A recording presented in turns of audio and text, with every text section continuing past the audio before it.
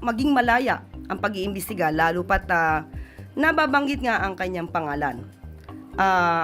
Magiging maayos po ito at makatanggap-tanggap kung ang kanyang dahilan po ay para maging maisalba rin po ang integridad ng institusyon at para nga sa isang malayang pag-iimbestiga.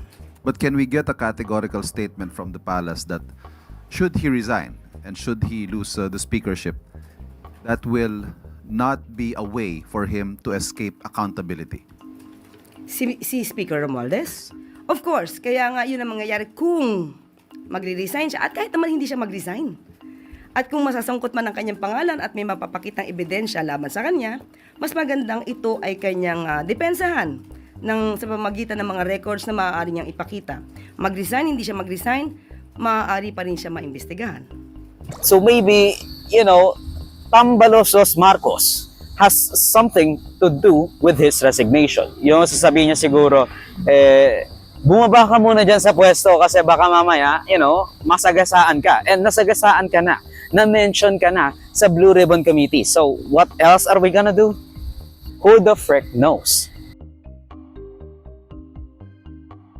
Also said, basically, bar for bar, na pinili lang nilang speaker si Bogie D kasi nga, siya ay magiging puppet lang ng totoong House Leader. And that is Sandro Marcos.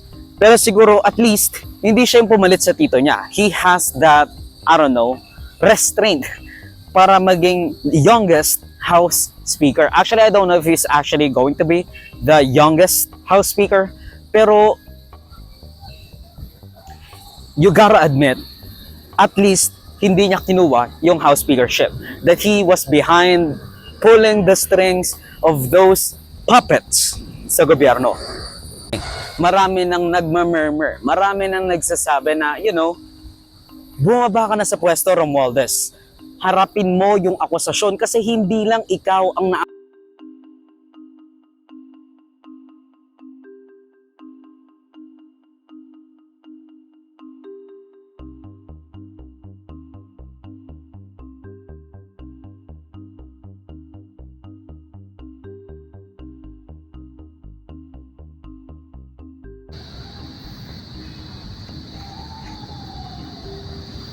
he probably felt